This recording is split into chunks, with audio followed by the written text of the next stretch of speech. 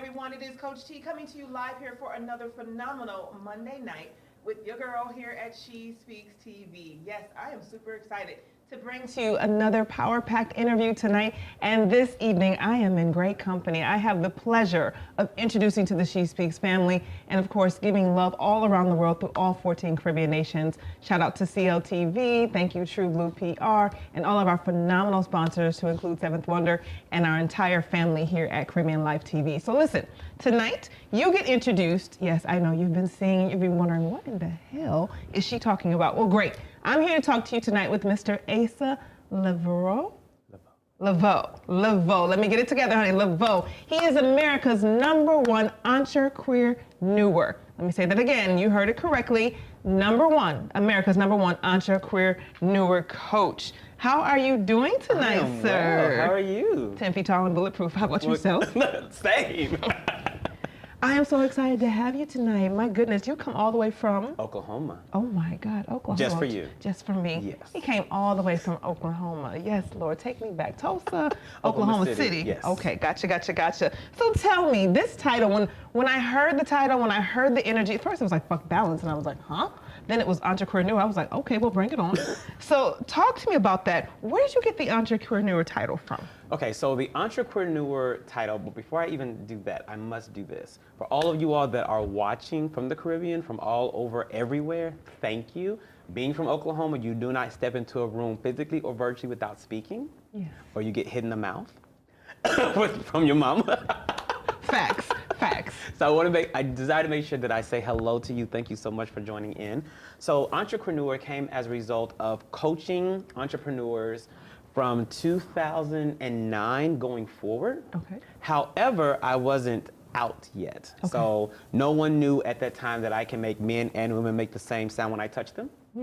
No one had known that yet. Oh, dude, tell. We'll talk about that in a moment. So no one knew that I could do that yet. But when I began to tell people, I noticed that clients would say to me, Asa, you did an amazing job for me. Thank you so much. However, the testimonial that you asked me to do, I am not willing or able to do so. And I was like, okay, but I served you, right? Right. You made more money, right? I did. You have clarity, yes? Yes. So what's the issue? Well, my church family, my pastor, they would not understand if I did a testimonial with your name on it because of who you are now. And doesn't God love all of his children? Well, I thought, but I may be mistaken. Okay. And since I may be mistaken, never. I take ownership of the life that I desired to experience. Yes. And my life looked like, okay, well, if that's an issue, let me just go ahead and go, as they say, balls to the wall. Yes. And just do what I need to do when I need to do it. And that looked like a total rebrand. I'm just saying, this is who I support. Now, of course, if you are quote unquote straight, heterosexual, does it mean I can't support you? No. Okay. Because one thing in the queer community, one thing I don't believe we should do, or even the black community, the inferiority, the not enoughness that someone possibly made you feel, we didn't have to project that to anybody else. Right. To be beautiful, to be divine. Not at all. So just because I say that doesn't mean I'm only for those individuals. Thank you for clarifying that for me, because it was actually one of the first questions. So I was like, okay, so he's an entrepreneur. Yes. Does it mean that he only works with those in the community of LGBTQ+? What does EntreQueerNeur do? What does it do? So as a result of being America's #1 EntreQueerNeur coach, I coach queer identified people to create their very first $100,000 in business authentically. Okay. As someone who is able to do that for myself, that's what I do now. At first I was helping them create the first 10,000. Okay. And then I got really, really clear about who I serve. So I'm not here for, now I want you to succeed. If you're someone that's having a home-based business and you're saying to yourself, Ace, I just have a hobby. Like, I do box braids on the side.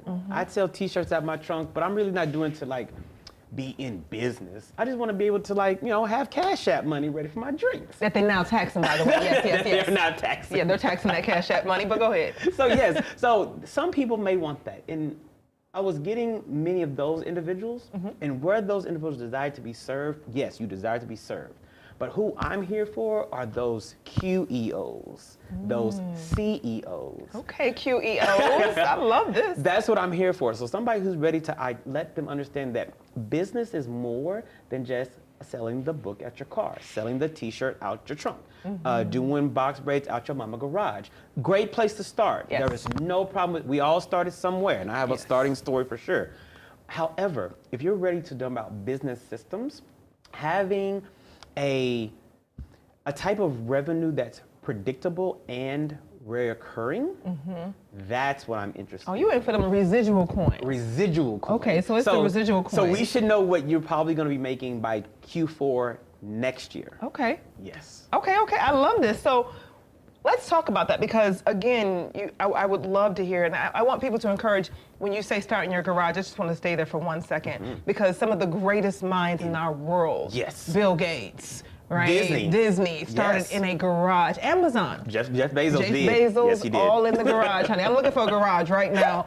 Again, because as an entrepreneur, I think, but I started in it's not even a closet. It was a closet. My clothes are all around me. Lisa Nichols started in her closet. That part. Yes. So again, I love just a message to the entrepreneurs and those aspiring to come out and have this conversation. Most definitely. To find yourself, because I did read, you said 10,000, but I love the fact that you added a whole nother zero onto that. did. So their first 100,000. Yes. Now you talk about fucking balance. Now I have to go there because we want to speak to that. But we've always been taught and we've always learned work-life balance. Right. Slow down so that you can balance your life. I used to say balance was overrated, but then you came along and you said fuck balance. I did. So let's talk about that. Tell me about that. And I know you've written a book about it, so let's talk about that. So fuck balance. And you talk about the work-life balance and how people make you feel like work-life balance should be like the epitome. Oh, yes, Like the epitome of your desires and your goals for your life. But what we don't know is, where did the conversation about work-life balance come from? It came from those who were powerful in industry. Those magnates, those CEOs of the old industrial revolution in the 1800s. So what they did was they constructed a way so you feel better about the level of work you're doing while you're not at home. Oh, while you're slaving? Yes. Okay. So to make you feel better about being in the factory 12, 15, 16 hours, they create a construct called work-life balance. These constructs. Right. So we're playing into a narrative that somehow our work life and our life is somehow supposed to be balanced. Somehow the fact that you are a human being should be equal to that being a human doing. Oh.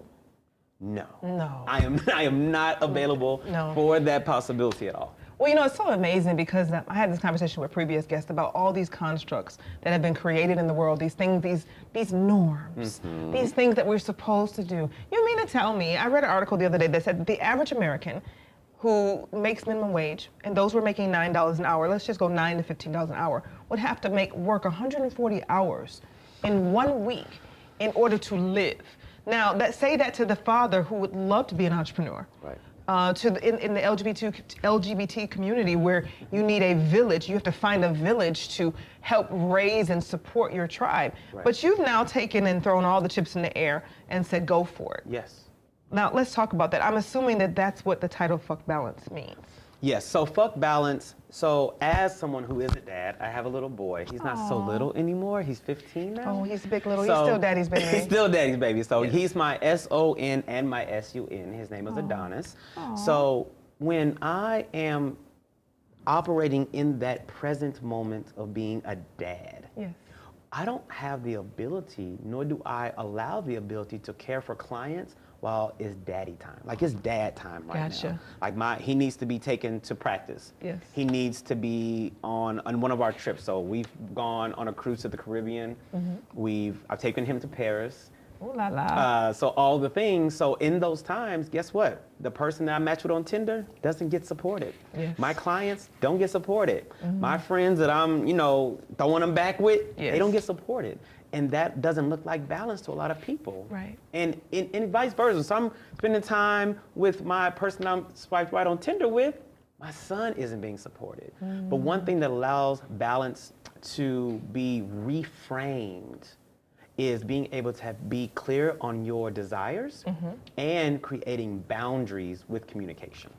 Oh, wow. Wow, wow, wow. So again, let me just throw something out there hypothetical. No, it wasn't on my list. But you said Tinder. You went there. So you went on Tinder and you met the one, the person. How do you bring them into that world? With communication? With communication. So my thing is, I know at this point in time, as of today, it's not currently as though there are millions of individuals that know about me at this moment. Oh, but that's about to change. I mean, on YouTube, I'm sure you'll see this and you're like, wow, he said that one day. Yes. So yes, and we got it right here. We got it. So I get that. I get that that's the reality right now. However, when people start actually researching what I do, once they start Googling and looking me up, and then things start to change, and they sometimes have their own perspective of who I am, who I might be. So before that happens, I say, now look, I like you. I'm attracted to you. What I need you to understand, please don't make shit up that's not real. Oh. Like, don't make that shit up. If you think I'm bougie, if you think I'm out here, like everything is gonna be a video taken so I can put on social media, don't create that, because that's just not real. Right. It's really not real. What? The real becomes whatever that experience is. Indeed. With you at that moment and time and place, wherever you are when you're living. Because not being balanced for some is living for others. Not being balanced for some is living for others. Right, meaning that to you, I should get up every morning, I should go to work my 9 to 5, I should come home and play golf, or I should go shopping, sit in front of the TV, eat my bonbons, mind my business, and I live a good life. For some, that's good. But for me, not. I'm a hustler. So when I get done grinding, when I wake, I might do a 9 to 5 and then come home and do a 5 to 9. Right. Maybe talk to my sister, we'll do a 4 all the way to 4 a.m. the next day, right? So even with working and owning your own business, some people find that overwhelming. How would you feel about that? So owning my business was once upon a time overwhelming. However, you are overwhelmed when you are unorganized. It doesn't have to stay that way, and it has nothing to do with the money you get. Because you can have a 6-figure, 7-figure, 8-figure business and still be overwhelmed because you're not organized. You're just doing the things, just doing always the things. Well, when I say unorganized, something for me, so for instance, client calls, you don't get me on the weekends. You don't get me after 5. You don't get me before 9 a.m. You don't get to video chat me. Just because you paid for a service, you didn't pay for Asa. Oh, say that one more time. I think they need to hear you one more time. You paid for a service. Yes. You did not pay for Asa, because Asa is not the totality of what he delivers. That's a different conversation. My goodness, you talked about organizing as an entrepreneur, putting systems in place. Yes. What type of systems? I don't want you to give away the whole golden goose. But I have a lot to give. Okay, but I need you to come with, I need to talk about systems, because I think entrepreneurs tend to think, if it's gotta be, it's up to me. I'm gonna do it all. I'm gonna be the administrator, I'm gonna be the CEO, the CFO, the executive, I'm gonna be all these things. But don't realize the whole philosophy of working smarter, not harder. So when I hear systems, I hear efficiency. Efficiency. So what do you do? You come into my business, let's talk about that. You see something, I'm all over the place. I got this over here, this podcast over here, this show over here, and I got a 23-year-old, I'm still raising my children. I got a 23-year-old, I got life happening. Yes. But I need to make sure that my products get out the door. Yes. I need to make sure my customers are communicated to. Indeed. I can't do it all. Although I think I can. And you might even be doing it all. But doing it all looks like trying to sleep with multiple people at the same time. Uh-oh. So I believe Steve Harvey said, or one comedian has said, if you try to do it all, imagine dating 6 men, 6 women. Can you imagine dating all? Now, of course, if you're polyamorous, you're polyamorous, and so there's a conversation that needs to be around that. However, I am not. I'm monogamous. I am monogamy driven. So if you live that, hey, great, awesome, yes. Kudos. However, if you are trying to date 6 people, I will show you 6 people who are being unfulfilled. Because you're lying to them. Right. You set an expectation vocally to them. You communicated that you would be all things to them that they needed in a relationship, and now you're lying. Ooh. Same thing with your business. Sound like my girl Sahar. Same thing with your business. Yes. So now you have sales not being met, marketing not being met, operations not being met, accountability not being met, finance not being met. And we can't mess up the coins. No. We can't mess up the coins. Please don't. No. So how long long have you been in the coaching game? I've been unofficially, I started in 2009. The reason why I say unofficially 2009 because actually 2006. And I say that because that's when I first started my own businesses. So I had a retail store and a daycare center. So the retail store sold fraternal regalia. Being a member of Kappa Alpha Psi, when I crossed, I was like, so where do I buy stuff in Oklahoma? Nowhere. Nowhere. Sorry. This ain't Atlanta. Oklahoma, not Atlanta. We got stores everywhere. Like everywhere. Yeah. And I was like, well, just let me find some. So I created a store called Mahogany Concepts.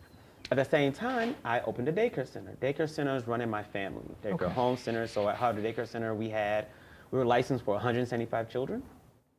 So it was a daycare center. Oh, you had a whole school? It was a school. Like I had, it was split down. Like I had an electrical meter on the one side and another electrical meter on the other. That's how large it was. Oh, wow. Yeah, 2 electrical payments every month. Wow. So when I started doing, I was only 22.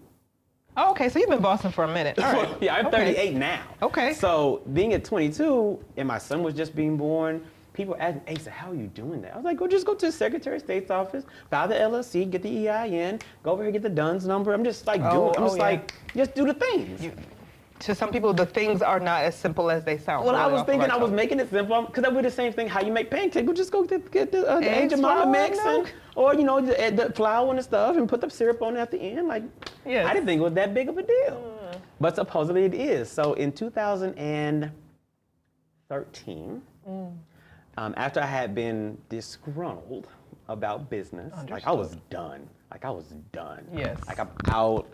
Then I moved to California. I was a go-go dancer in LA. Like I did all the things. I love, this is giving me life. Come on, go-go. I done heard daycare provider, I done heard business owner. Now you're with go-go dancers. He has lived a life. Sounds like a Gemini. I'm here for it. Go ahead.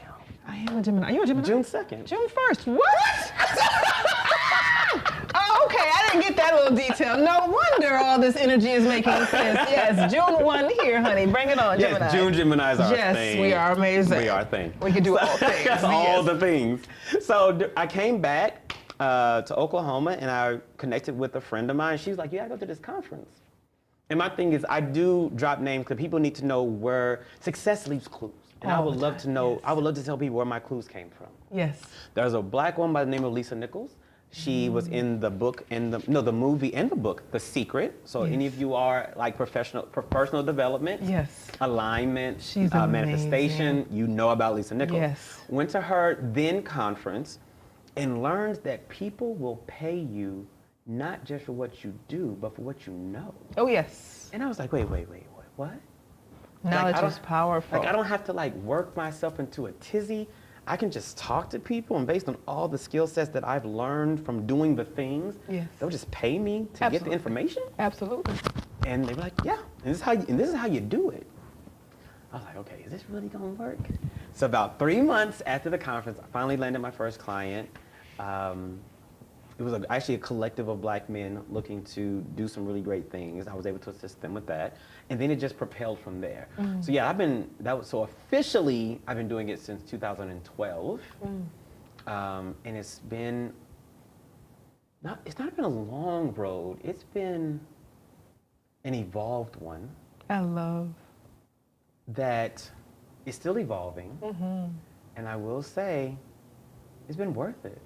Well, you know, in business, we often say there are no such thing as losses, there's only lessons. Right? And some people shy away from entrepreneurism simply because they say, oh, it's so hard. I'm gonna go back to the pancake analogy that you made because I'm greedy and I like food and I like cooking. Pancakes are delicious. Pancakes are amazing, honey. It depends with a little splash of vanilla because I don't always follow what's on the box. Oh, a little vanilla. Just a little vanilla. Give a little sweetness to it.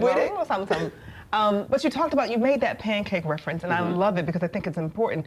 Some people think that doing this thing called business can be done without a coach, can be done without, and it can, but I believe that when you want to go to another level, you go and you get the services, and you go identify the people that are there. So just like the pancakes, you need eggs, flour, and milk. You do. And the different ingredients. You do. And it's not always as what it seems on the back of that box. No. So I have to go get some help. Might be YouTube. I might Google some other recipes because I just don't want the normal pancakes. You have EntreQueerNeur. Yes. That's a bomb-ass pancake. Thank you. That's a pancake that required some thought process, some special ingredients, and some guidance. It did. You talked about Lisa Nichols. So I go back to taking the pancakes and the guidance and baking this whole recipe. Can someone really coach themselves? Would you recommend it? So let me be very clear.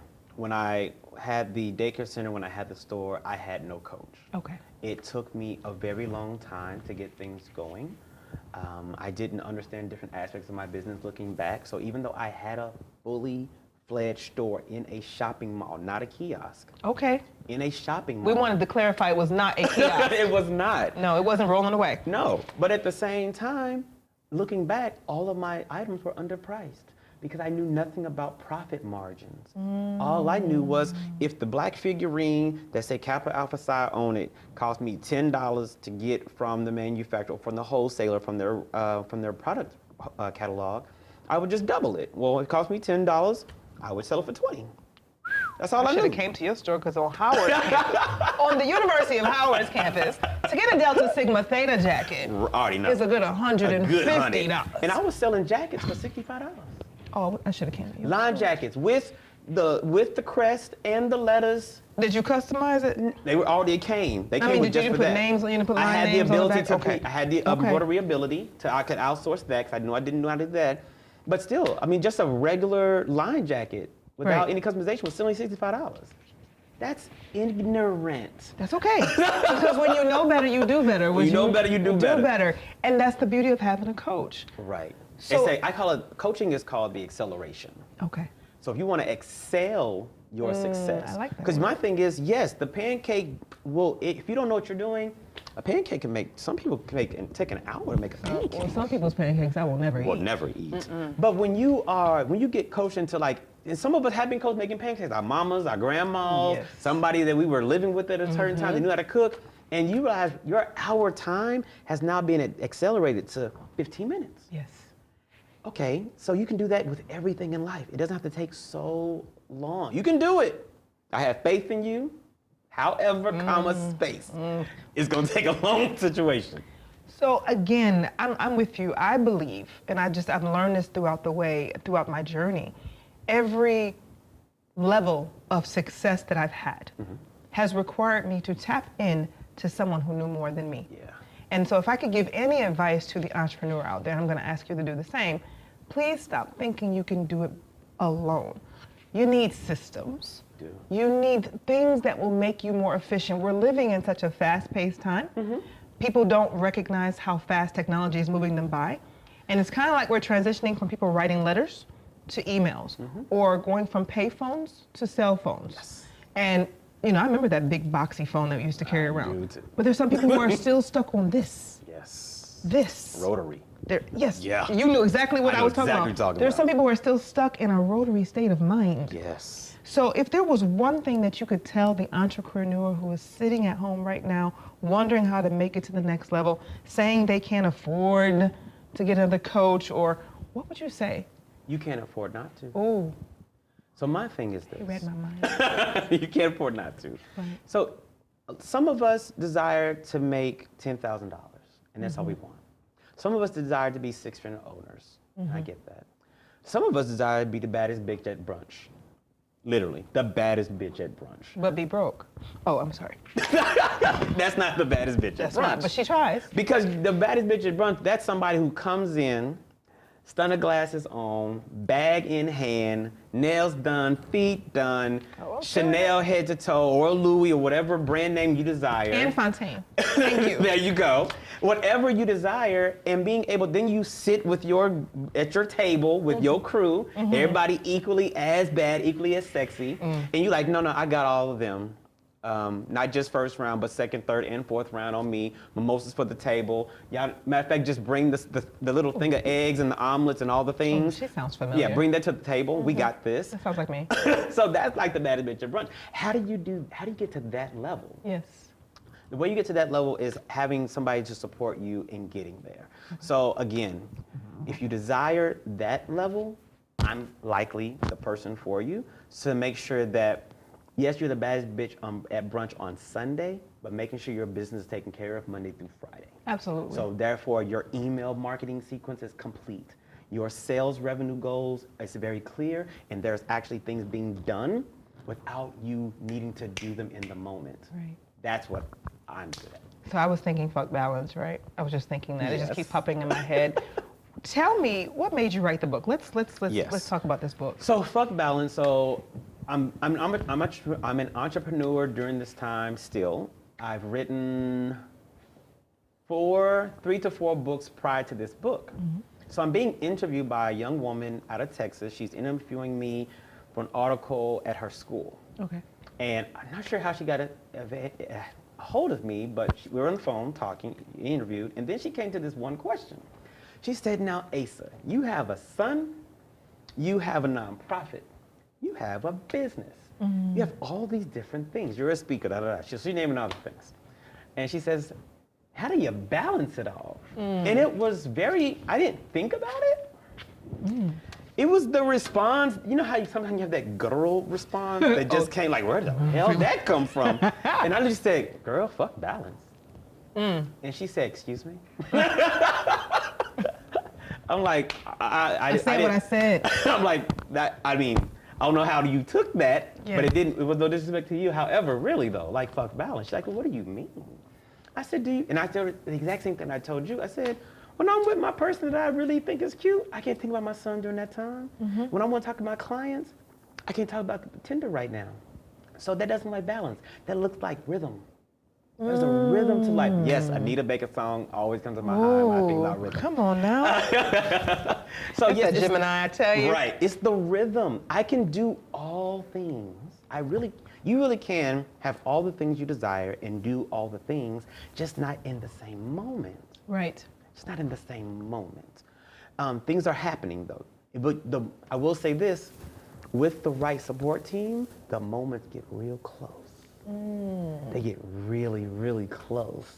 So the fact that I'm in Atlanta, like having the time of my life. Oh, he turned up this weekend from what I heard. We won't talk about those details. I did. Oh, okay. Yes! Didn't break me one, but okay, I'm here for the fan. Yes, for this fan. I really did. So even though I had that, I still was able to talk to a publicist, which we share. Yes. Able to talk to her. Shout out to TrueBluePR.com. Yes, shout out to honey. True Blue. Yes. Being able to talk to her, getting ready for this, like not just getting ready for like, make sure my hoodie is on, make sure I have the right hat, but making sure on an energetic level, like be receptive, be open, be congenial, and make sure you're present in the moment, not worrying about who's texting, who's not texting, like be in it. Yes. Like all the things and still make money.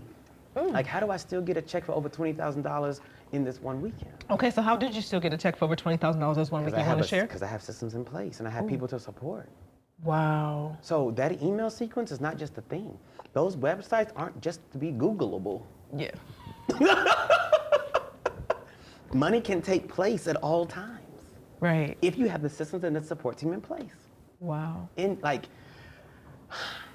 Yes, systems and support. So when I talk about CRMs, yes, like customer relationship management tools, yes, my thing is, there was an Instagram crash about 2-3 weeks ago. And I was so excited for it because I was able to send people directly to my website and I didn't have to depend upon the internet. You could go to SheSpeaksWorldwide.com and watch us work. Indeed, yes. Indeed. So during that time, I was like, this is so perfect. Now people get to see what I've been saying for years. What I've been saying is, you do not own the content nor the audience on these platforms. Nope. Where do you own the platforms? Through emails and text messages. That's why there's a list. So an email list or a phone list. So now, Instagram's gone one day. And it's going to be gone one day. It's going to be gone one day. I mean, Facebook is actually gone already. It's called Metaverse. Metaverse. It's called Metaverse now. So Facebook is gone. I mean, but what was before this?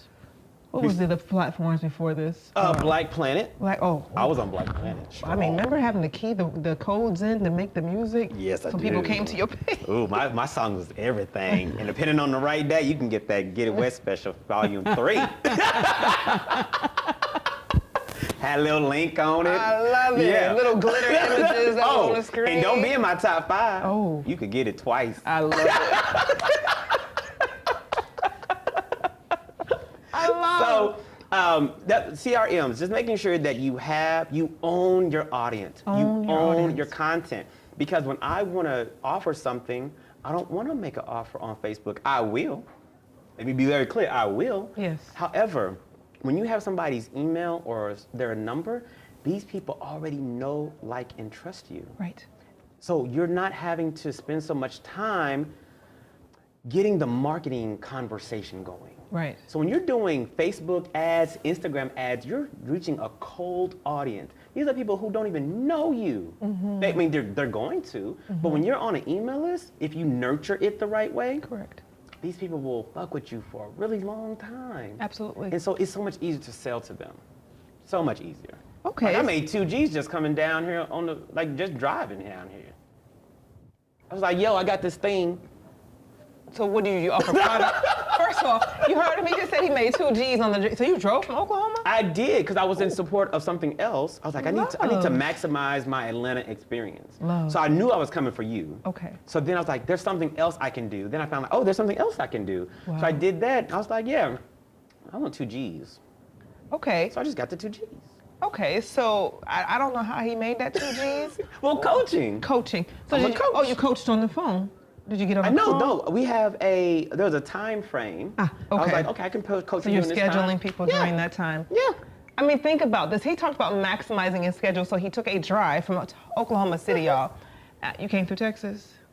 You came across the 40? I came to 40. Okay. Straight 40 the whole way. So Still a long-ass drive. Yeah, Arkansas, all that. Yeah. So he made that drive and then still maximized the time. There's some nuggets in there for those entrepreneurs, and even my entrepreneurs that are listening in, is that there's always time. There's always time. And the old saying is we make time for things that are important to us.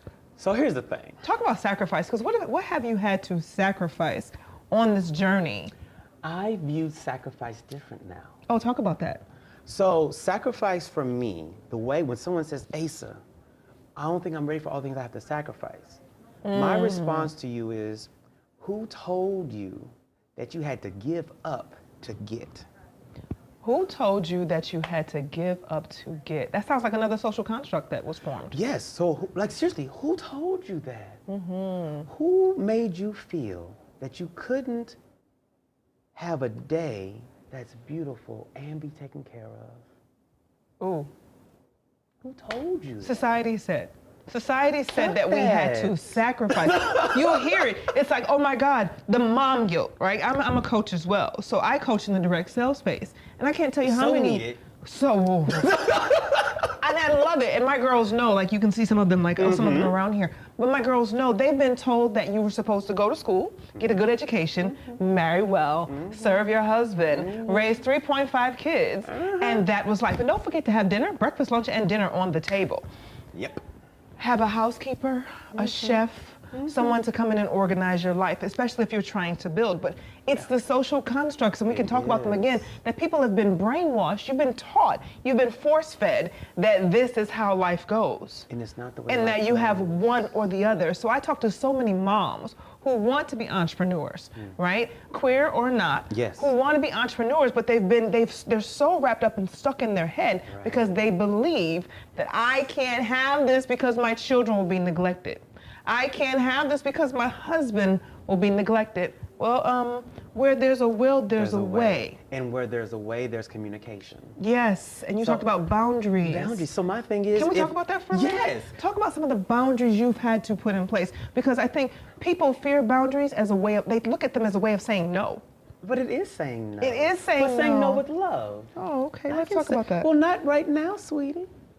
So you mean it's okay to say no? It's the way you frame it. Because my thing is, a lot of times your no isn't the issue. It's the way you orchestrate your no. Oh, he got some swag with the no. My no is just hell no. Because my thing And is, no. if it's hell no, if you want to go Sophia on it, then I got you. It's a hell no. Well, some people deserve a hell no in the moment. Yes. You need to get real clear about my energy right now. Yes. It's hell no. Hell no. And then sometimes, you know, you got a little sweetie on the side, not on the side, but right there on the side. Some people and got they one side. desire, right? And they desire something from you, like, sweetie, I'm not able to. I don't have the capacity for that right now. When would be a good thing for you? I love. When my son, I remember he asked me last week. I was in the car with someone I'm dating. We were headed to the gym. While we're headed to the gym, my son called, Daddy, I need you. What do you need? I'm very, very sleepy. I stayed up till 4 a.m. working on my French project. Okay. So glad you did. I'm proud of you. What do you need? I need to be taken home so I can do that. Son, I understand. I heard you. Here's the thing. I don't have the capacity to do this in this moment. If you give daddy 90 minutes, I can do it, or you can find support elsewhere. And that is that on that. But I love the way you framed it. You said it's all on how you communicate. So, now, yes, I'm a Gemini. So sometimes shit can just flow off my tongue. Shit can, It or just off your face. Off my, oh, yeah. I have to get my face together. You're I don't right. need Botox yet, but sometimes you can look at the left eyebrow and be like, right, it's not leave happening. her be. Mm-hmm. But I love the fact that in this book that you're writing, you're teaching, you're talking about breaking these Yes. social constructs. Mm-hmm. What was your favorite part of writing this book? Like, what's that one chapter in the book where you said, you know what, I'm gonna put some stank on that. I'm gonna need them to feel all of that. The one part of the book was actually the history of the balanced conversation. Yeah, let's go back over that again because it was so deep. I was like, wait a minute, where did that come from? Right. So I like the history because I'm a nerd. I'm a nerd at the core. So I watch We're information junkies. So on Saturday night when people are at the bar, if I don't feel like being at the bar, I'm literally at home watching documentaries. I like him. Like,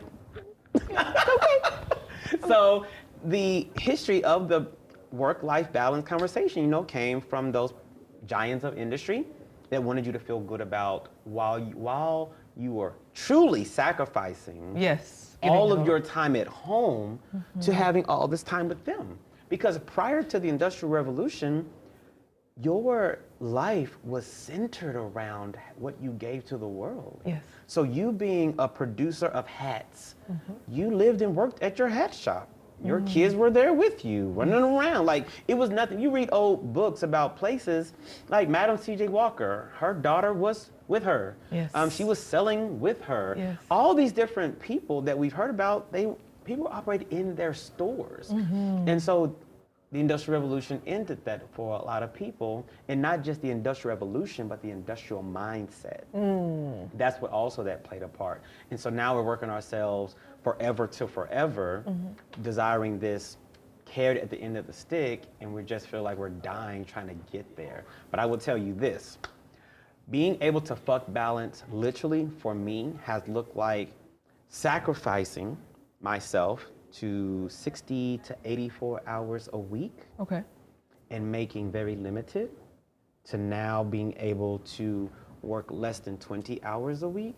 Oh, I and need his being schedule. and being able to pay all things and support family, support team, all these things. Can I ask you a personal question? Please. Have you failed?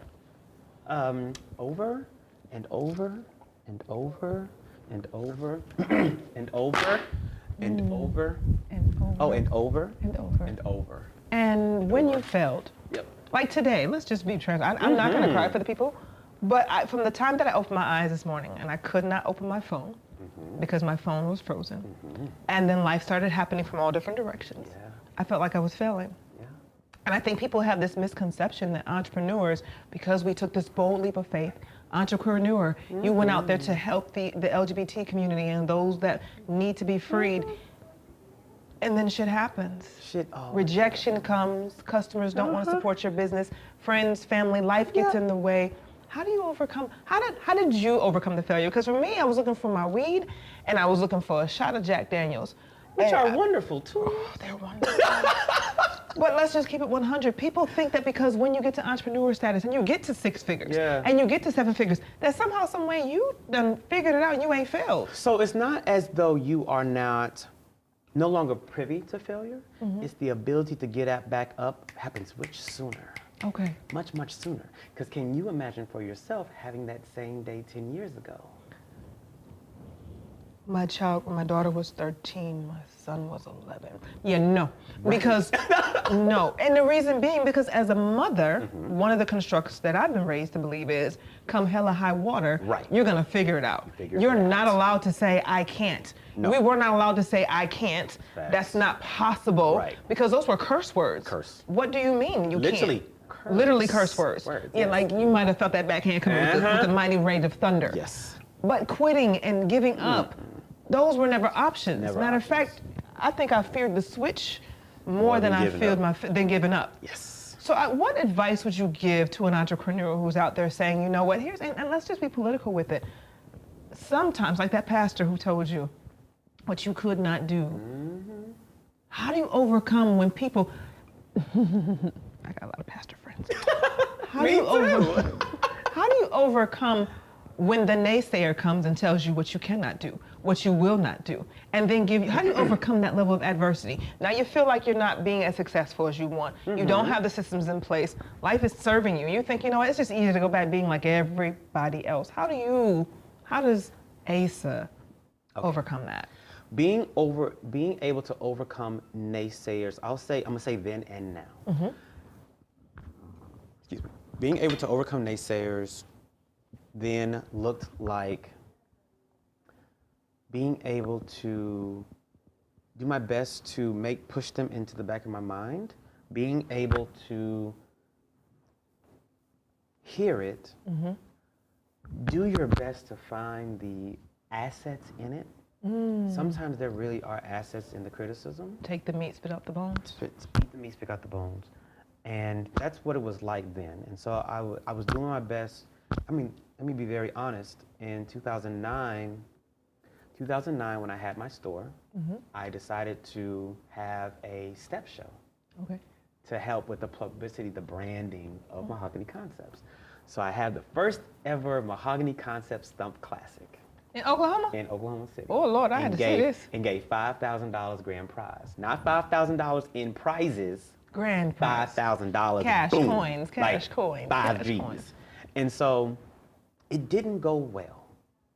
Did people come? They did. Mm-hmm. Did all the teams show up? They did. Mm. But I was doing it all myself. I didn't understand event production at that level. Okay. Had no idea. I mean, I have an auditorium with 2,500 seats. Wow. This isn't in a high school auditorium. This is significant. Wow. I have teams from different states that come. Wow. All the things, I have a host and all, but a lot of things just didn't go well. Okay. That's just reality. So I'm already feeling bad. I'm feeling defeated. I'm feeling like, well, just fuck it. Fuck it. Fuck it. Right. I'm out. My then wife cheated on me for the 6th and final time that weekend. 6th and final time. You are so graceful. My great grandma, who raised my mother and did a lot for me and my siblings, she ascended that weekend. Mm. A lot of things happened that weekend. Wow. A lot. Then I read a blog about me, about how trifling my event was. Uh-huh. I already know it's trifling, like I was there, hell. I don't know, who would have thought that was good? I was there, Jesus. I was there. I promise you I was there. I understand. I overstand. Yes. So during that time, I couldn't even read the blog again. Mm. I allowed it to paralyze me, cripple me. Mm. To the point that I even remember walking into barbershops during that time. I remember 2009. Barbershop, people were talking about it and didn't even know that I was the Asa that did it. Oof. My name would have been Jane. So it's different when someone is saying, you got haters and people out here talking, ain't nobody talking. Mm-hmm. Like ain't nobody talking at all. Mm. But no, it was verifiable. Like I have screenshots. Or when I wrote my very first book. Let's talk about this. I don't have that one. Okay. But he's got books, so we gotta talk about these. But I wrote about one book was called Why I Won't Hire Black People. Ooh. And it was only the title. No one that's actually read the book has to feel any kind of way about it. Mm. They really don't. Right. It's just I understand titles sell books. Yes. That's it. Because that right there, I want to know about it. Right. But when I was writing it, guess who was talking shit about me on Twitter? The person who invented Black Planet. Oh. I literally have screenshots of the founder of Black Planet talking shit about my book and dragging it. Now this person, founder of Black Planet, right, who has all kinds of followers. Oh my God. All kinds of everything. And I haven't written the book yet. Wow. I haven't started in business yet. Wow. And they are dragging the holy hell out of me. I am being canceled before canceled is a thing. I'm about to say cancel and culture. The book ain't even done. I only released the cover. Wow. The book was not out yet. Wow. It would be another year before the book was actually out. Wow. I have screenshots of that still. Wow. So during that time, it felt horrendous. It felt heavy. It felt like I was nothing because I took too much stake into what everybody felt because I didn't have enough evidence of me being divine. I didn't have enough evidence of me being brilliant or me being beautiful. I didn't have evidence of any of that. I was borrowing people's ideas of me from them. Wow. I want to sit with that for a moment.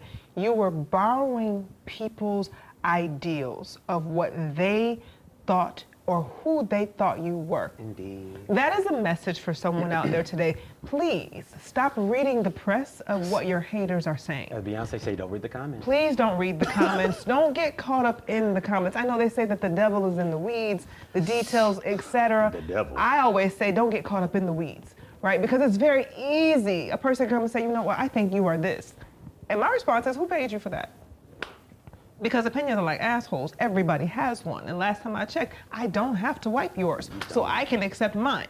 That's it. And that's the one that matters the most. That's it. So as an author of KBalance and helping people understand how to break down this social construct, living life on their terms, how has the queer community embraced the EntreQueerNeur ideal? At first, it was like, who the fuck he think he is?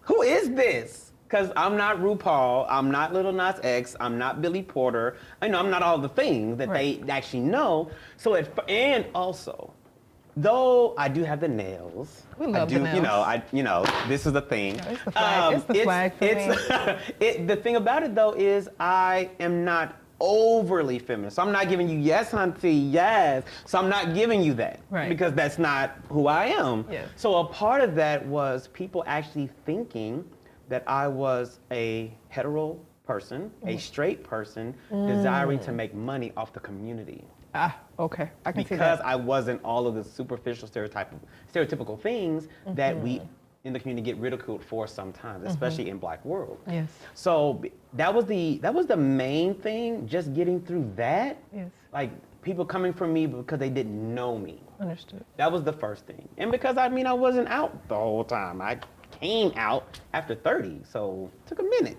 Can we talk about that? You can tell me now. Indeed. Okay. Anything you want to talk about, we talk about. Why did it take you so long to come out? Okay, well, first off, that was just 8 years ago. It was only 8 years ago. Oh, wow, okay. When you grow up in Oklahoma in the 1980s and 1990s in the Church of God in Christ. Oh, Church of God in Cash. I mean Christ, yes. AKA Kojic. Like Kojic to the level both my parents were pastors. I'm a PK. And I would go to Memphis for Holy Convocation every November. Like I would get taken out of class to drive up to Memphis. Yes. Yeah, and be at the Cook Convention Center? Yes. And then you meet Mason Temple and all the things. So when you're like that is, I tell people, that is equal to being a rancher on a cattle farm in West Texas in 1932 talking about, why aren't you vegan? You're like, what the fuck is vegan? Because to me, I'm like, what the fuck is queer? Queer, gay. Right. That's not a thing. Right. That's just not a thing. Oh no, back when we grew up, they said you had sugar in your tank. It's a little sweet. Yes. Sugar in your tank, a little got a little sweet. girl. Right. Have you checked him out? Yeah. So you just said Kojic, which is all the things. I was raised Kojic. Right. So you already know. Yo, I mean, skirts down to my knees, no makeup. This red lipstick was for Harlem. My parents couldn't even go to prom. Oh. Because they wasn't blessed by the pastor. My daddy couldn't coach t-ball in shorts. Oh. In shorts. I call it Kojic being akin to being Black Amish. Yep, pretty much, because the skirts were down to your knees. Yep. And that red, that Jezebel this spirit. Jezebel. All this Jezebel right here. You know, shout out to my publicist who insisted I rock a red lip today. I tell people for years, if you read my book, I tell people the reason why I never wore red lipstick is because I was raised Kojic. Yeah. And I was raised to believe that only women of the night wore red. And you trying to seduce the pastor. It was with your fast With self. my fast tail. Yes. So again, that's so rich for those who are watching who, again, a lot of people are stuck where they are because they've been raised with this belief system of straight and narrow, walk with your head held high, use the left fork or the right fork. Yo, I get to a table and I see 7 forks. I'm like, whatever fork is gonna pick up this spoon, I'm gonna eat with it. Well, I just do what the lady from Titanic, she said, sugar, all you gotta do is work your way in. Just work your way in. So you're 30 when you came out. I was. How did your son receive it? How did your family receive it? So, 2 stories about my family. So of course I have a lot of family, but there's 2 I would like to take. My mother, I'll tell you about hers first, being the preacher and all the things. So when I told her, because the reason why I came out is because I fell in love with a guy out of El Paso, Texas. Okay. I was stationed in El Paso in the Army and fell in And love. this story is getting gooder. You done missed the whole military piece for me. Yeah, 20 years military. Oh my God, I was in the Marine Corps too, but go ahead. Oh, Army, yeah, cool. Shout out to the vets. Hey, thank you for your service. You too. So I would, I fell in love. I happened to fall in love with a guy in El Paso, Texas. And my thing is, since I was 6, I've never been able to love quietly. I always love out loud and in color. I mean, Technicolor, like HD, 3D, like You gotta tell me more sound. about that. What does that mean? Like, it means that I can't keep it a secret. Ah. There's something about me I have to tell everybody. Like, I'll be at Walmart, maybe checking out. They're like, so you having a good night? I am. So you know that chicken? I'm about to go over there and make chicken for them because they're cute. Oh. Ooh. Like that. Like, I cannot keep it a secret. Yes. So when I fell in love with them, I was like, all right, so here we go. Wow. So I called my mama up. I remember I was in uniform. I was at work. I went outside. I was like, yo, we need to talk. She's like, what's up? I said, so here's the thing. I found somebody while I'm out here. She's like, okay, who are they like? I started telling all the things, and I said, and it's a guy. It's a guy. It is. It's a whole dude. It's a whole dude. And she's like, so maybe you're going through something. Oh, yes. So maybe you're confused. I said, Mom, I'm not 16 at band camp. I'm 30. I'm whole 30. Like, I've been married, divorced, relationships. I got a baby. Like, I'm 30. I'm 30. I'm a grown-ass man. Grown-ass fucking man. Grown-ass man. Grown-ass man. Yeah. And she was like, well, all right. And hung the phone up. Now, we didn't talk for over a week. And in my mother and our world, a week is forever. I tell my mama a lot. Like, I actually like my mama. Yeah, Like, that's your mama? like my mama. Yes. So yeah, over a week. The first thing she does when she does call me back, she didn't even say hello. Literally, she didn't even say hello. She says, so, are you a top or a bottom? Oh, okay. Wow. I wasn't ready. Mama always come with the straightness. Mama always, like, top or bottom? Where did that come from? She was reading. She went to read over that week. So, of course, answered. I was like, Mama, I'm a top. But it wasn't until years later that I found out the reason why a lot of women, especially black women, ask that question is because somehow we have decided on a collective consciousness within our culture that if you are a bottom or a black femme, that somehow your masculinity is totally removed. And once your masculinity is removed, so does your value. So if you're a bottom, what good are you? Right. And the word bottom has been associated with everything negative. When you say average, it's just below the bottom. But my thing, right? and I understand that for sure, just on an energetic level, but let me be very clear, black bottoms create culture. When you see the road, like people are using all day now, where'd that come from? Black bottom culture. Yes. Hunty, black bottom culture. Oh, wow. How does culture usually flow in America? Black bottoms, black women, black culture, white people. Wow. That's how culture flows. Period. Who? And period. Where the money reside. Like, where the money resides. Like all the things. Yes. So I don't ever desire anyone who is a bottom, desiring to be a bottom, to ever feel like they're on the bottom. Because that's so not clear. That's so not real. So not real. Shout out to all bottoms. We need you. Without you, I would be nothing. We love that. we love. So the second person I came out to was my son. Okay. So I am driving to Dallas from Oklahoma City because I have a speaking engagement, and I desire for my son to always see his dad in action. Yes. I don't want entrepreneurship to just be something he's heard me do, but he's never seen me do. Yes.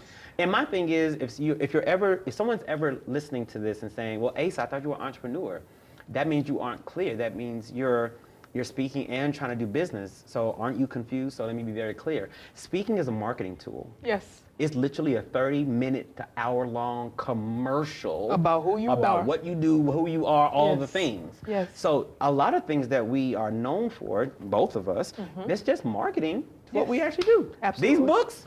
Let's talk about these books. This is a marketing tool. So let me see. As you do, by the way, he's a dynamic author. He has written multiple books. Although we're excited about KBalance.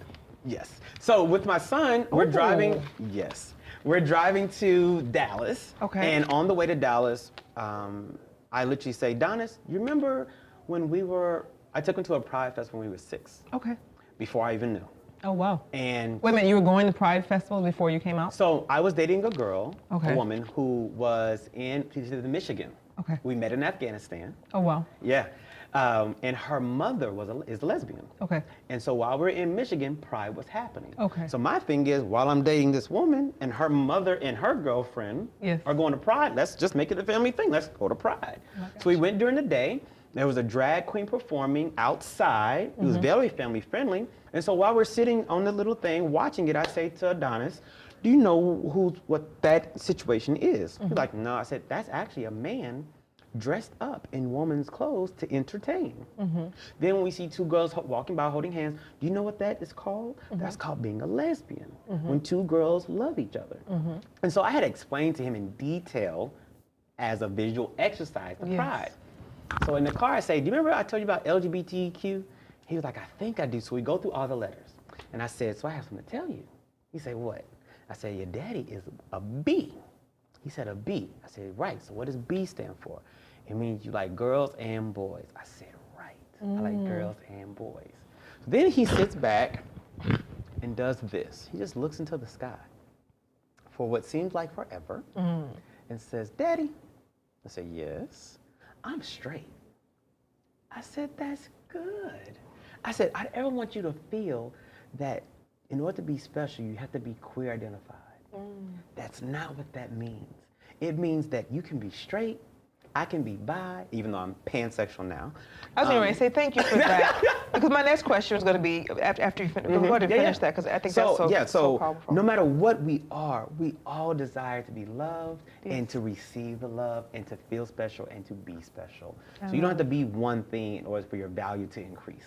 I love. That's not at all. I love it. I get the sense that your whole movement is about making sure that you're consistently adding value to a community who is so prejudged, misunderstood, already pegged and put in a box, and already casted out like they can't because. You know, somebody out there saying, well, how is he a gay man? You're with all the faces. How is he a gay man and bi? Like, how is it that he loves women and he loves men? Because for some reason, the ignorance, let me just call it what it is, the ignorance is to say that a man can't go both ways. So here's the thing. As far as sexuality is concerned, many people feel like, number one, you either have to prove your queerness, or that if you are bi or pansexual, somehow you are greedy or confused. Oh. And my thing is, it really isn't like that. So if you can imagine, going back to the pancakes, can you imagine liking pancakes and waffles? Oh my God. Like pancakes and waffles? I have chicken and waffles with a blueberry pancake on the side. Right. And then my mama was like, so Asa, what if you in a room with a butt-naked man and a butt-naked woman? Who do you go to first? But I'm like, it's so many things. Who smells the best? Who been drinking that pineapple juice? Like, I want to know all the things. Yes. My thing is, when you're bi or pan, it's not that simple. It's like, okay, well, who am I attracted to? Yes. Who wants me? Right. Just because they both naked don't mean they want me. Consent is a thing. Right. So let me be very clear about that. So it's layers to it for sure. I love it. And what I love, and I say this, is your boldness. You're willing to serve, because I think that's the other thing too, is that when you get put in a box, people think that you no longer have value. You cannot be used. Right. But you wrote 3 books, and okay. I'm sorry, I didn't see all these goodness over here. You guys know I'm an avid reader. So he's written a book, I Am Man Enough, 365 affirmations. I haven't even read it yet But I want to say thank you, because I think men have been conditioned, again, another construct, to believe that affirmations are only for women. No. What made you write this book?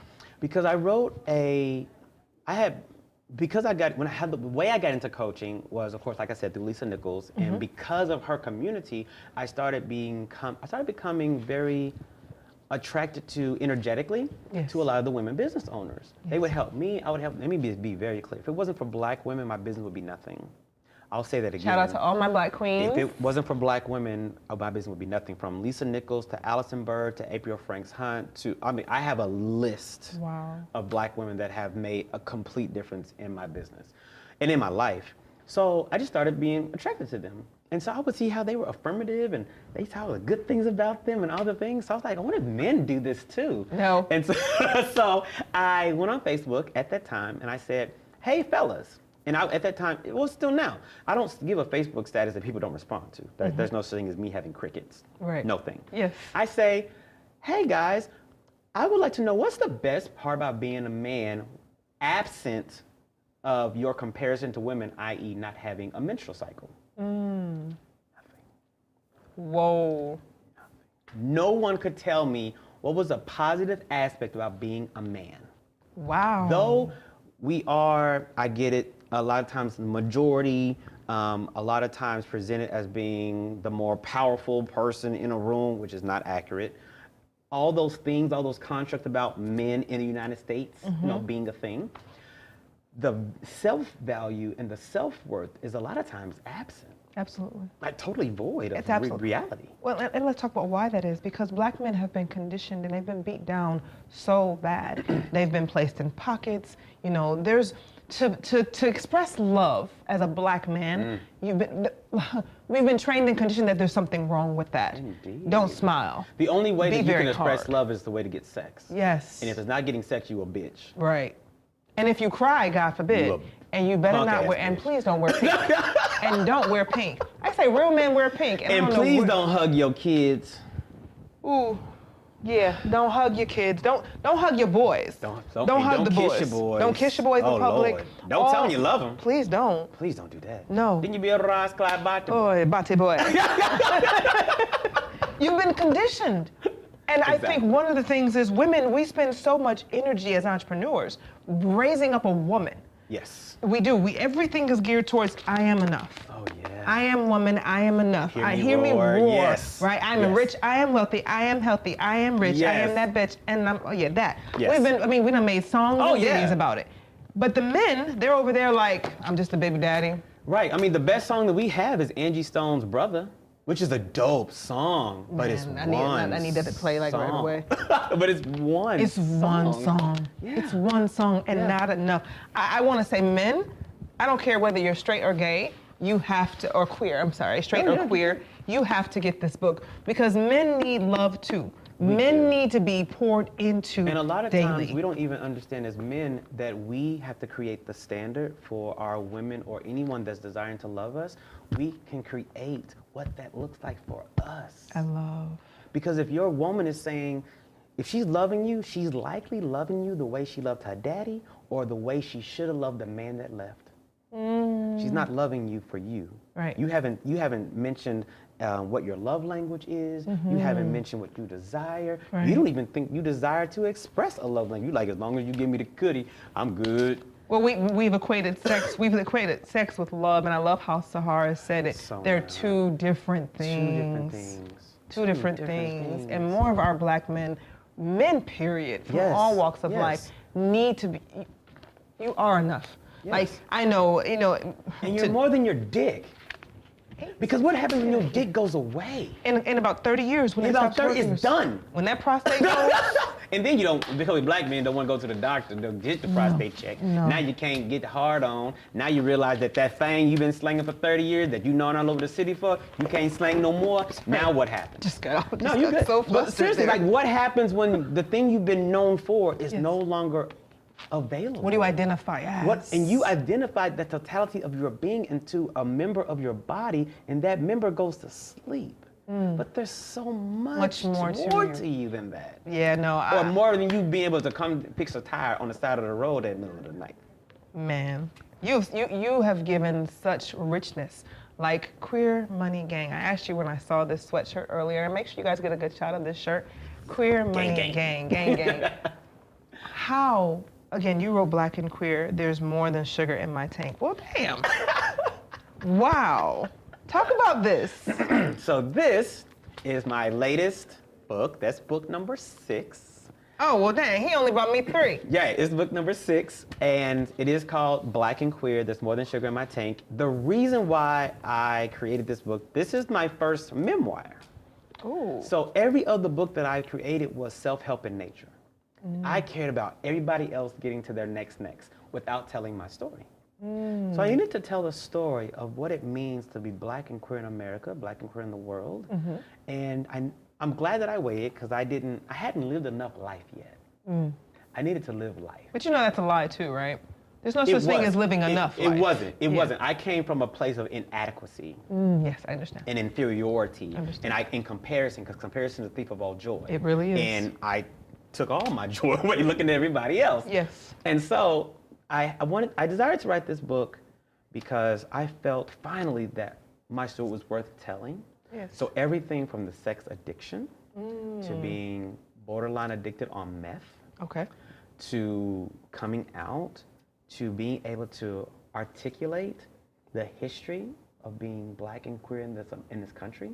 Because a lot of times we feel that, as far as those of us in the diaspora, we feel, and those in Africa sometimes, feel as though every queerness is related to whiteness, meaning there was a pure straight world in the motherland, and it wasn't until the transatlantic slave trade that queerness was brought into Black world, and that somehow there was nothing queer about anything in Africa prior to the transatlantic slave trade. Oh, my.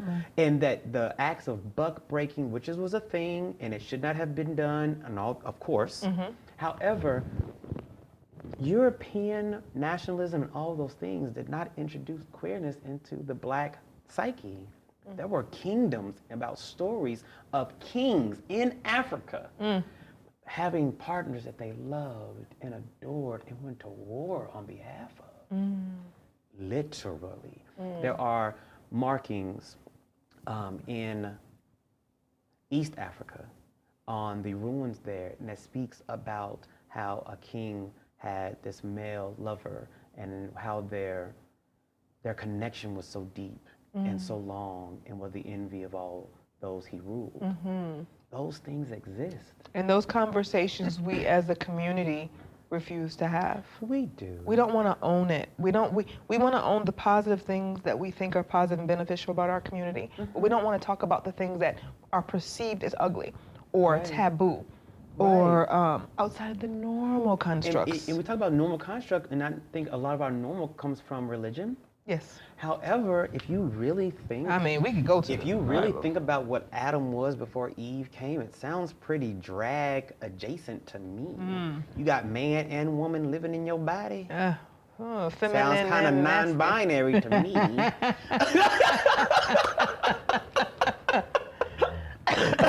And there's a pastor right now throwing his Bible at the screen. Well, throw the Bible, because I've been talking to preachers who went to seminary. It's evidence of it. I'm just saying, I mean, there was Sodom and Gomorrah. We could just pause there parenthetically. I mean, come on now. It is what it, oh, okay, we don't want to talk about that. Okay, it's a lot of things. All the things. All the things. So Asa, I am, my goodness, I done learned, first of all, he skipped a lot of quick, cute things, but I think it's so powerful, your story. It's hard when we're Geminis, right? I love that. I feel all that energy. I love it. But there is so much richness there, and I love that. You said something, we're not going to talk about it, but I love the survivor story. I love the fact that you talked about meth. That's a whole conversation by itself because it is an illusion that Black men don't do meth. Well, and the way I got into it was something called chemsex.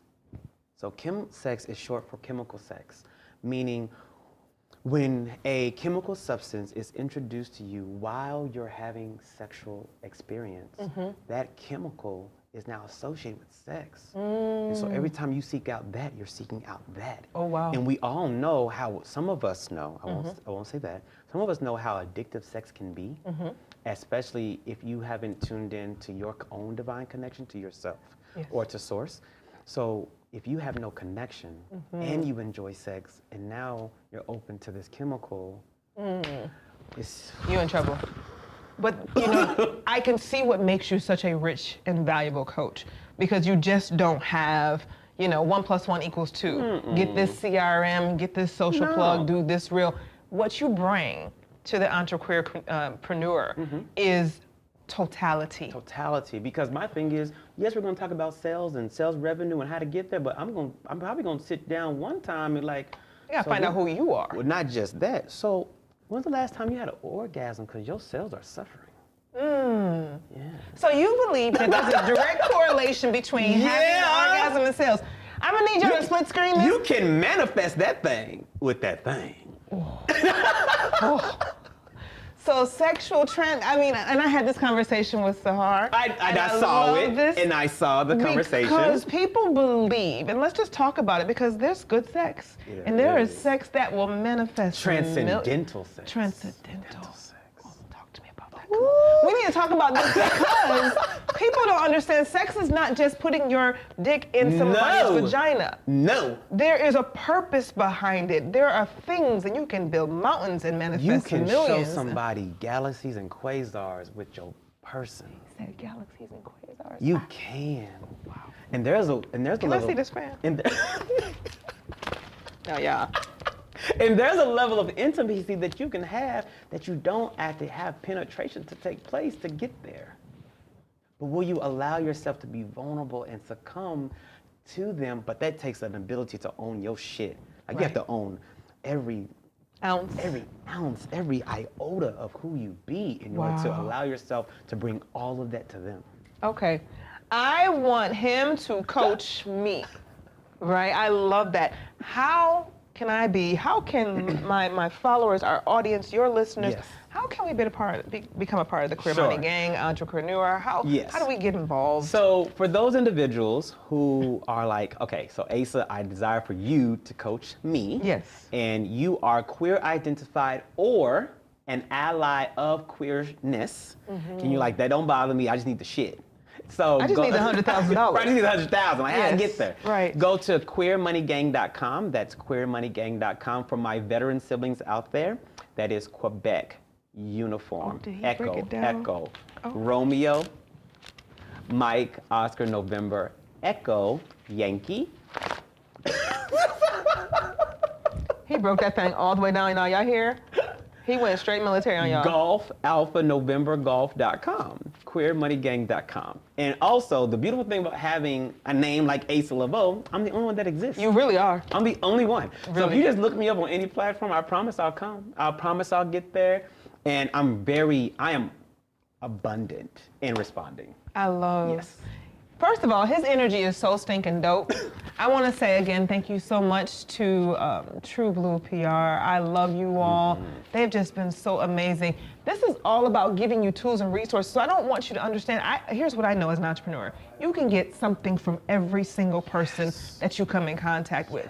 If we could just get out of our thoughts, if we can get out of our heads, if we can stop just thinking that it's our way or the highway, and because you were systematically told, right? I've got a girlfriend named Connie, and we call her Systems Bay. And that's what she travels the world doing. Oh, nice. Yes, is teaching people how to put systems in their business. But I love the fact that you just don't do one thing. You're able, that's what I think makes you such a bomb.com damn coach, is that as a coach, I feel like there is a responsibility, and I tell my people that I serve, I can't help you get to the wealthiest place mentally, spiritually, or financially until I tap into all of this. Until we break down, like you said, you might need to have a good lay. And I don't offend anybody, because sex and money, two things we don't talk about in church, but they ask for it all the time. With all these little Christians running around. Little Christians. And plenty. And John begot Jan, and Jane begot Sarah, and so forth and so on. Indeed. What's next for you? What can we expect? What are you bringing out in this fourth quarter going into the first quarter of 2022? So what's next for me is I'm getting ready for my next Proud and Paid Masterclass. Okay. We had a Proud and Paid Masterclass Q4 of last year. Okay. We had over 1,000 registrations for that. I actually did that while I was in Dubai last year. It was phenomenal. I'll be doing that again.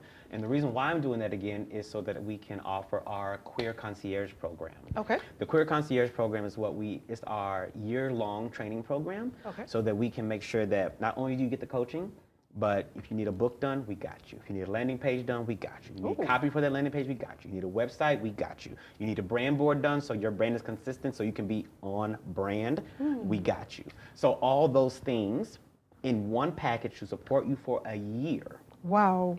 That's what we're launching. And that's what we're letting people into. Now, is that just for the community, or is that for anybody? No, anyone that desires to take part. So I will affirm whoever in whatever world they are in. Gotcha. So it's not like you need to come in and take a queer quiz to be enough. There's no queer quiz. Bring the rainbows. No, if you are cool, you are cool with me being all of me, I'll be cool with you being all of you. That's all that's needed. That's all that's needed. And besides that, we're starting filming. What are we filming? The Black and Queer documentary. Oh. Yes, there's a Black and Queer documentary coming. Okay. Very excited. He is a real Gemini. My intention is that we present that on my birthday. June 2nd. June 2nd. Okay. That is the day I desire to have a movie theater. Yes. Red carpet situation. I will be there. Caribbean Live TV, we will be there with the cameras rolling. SheSpeaksTV will be in the building. Yes, yes. Of course, because of our publicist, I'll be going to New York Fashion Week in February, so that's exciting. The whole gang is coming. We're going to be there too. Gang. So we're excited about that. And then I guess the last thing would be, getting ready for my eventual depart from the United States. So I'll be moving to Brazil. Você in fala 3 português? years. I don't have anybody to practice with, so Look at you. But I had to study. Had to study because I had to take the test for residency and all those things. But yes, I've been twice. You going to Bahia? Are you going to? So I love Bahia. That's why I did Carnival in Bahia. Oh, I like it. Oh, we can talk about it. We can share some stories, honey. Bahia is everything, but I will likely live in Rio de Janeiro and then go back and forth between Bahia and Rio. I could choose. So I'm waiting for my son to graduate high school first. Okay. I want to be a present dad while he needs me. He's like, I can't miss prom and all the things. Now I need to be here in Oklahoma. So after that, I'm Obrigado. Obrigado. Oh. I'm sad I want to accompany you just hearing that. Yes. With some paella. Yes. I'll practice with you. I love Brazil. Bahia is one of my favorite places. I've been multiple times. African. The story there. It's like Brazilian Atlanta. It is. It's Brazilian. Nothing like it. It's a party in the streets at night. It's the live music. The food actually has seasoning. It gives you Atlanta vibes. Yes, it does. It do. Oh, God, we can hang out. We can tell stories. Lots of them. Listen, family, I am so excited. Your social media handles again is Asa Leveaux. At most places. On most places. Look them up. Make sure you're getting involved. Everybody needs a coach. And I don't care if you're straight, if you are queer, if you are LGBT+, whatever you identify as. We all need a coach. The best investment you can make into yourself is by developing who you are on every single level. And I love how you said it. There's no such thing as you only have to do one thing. You can do all things. Exactly. Listen, guys, thank you so much for tuning in to this episode of SheSpeaksTV. We love you. We cannot wait to see you. Tune in next Monday. And if you missed this, we're on all platforms, so you can check us out on SheSpeaksWorldwide.com. Follow us on YouTube, and make sure you go follow my boy Asa Leveaux. We'll see you at the top because the bottom is just too crowded. Goodbye, everybody.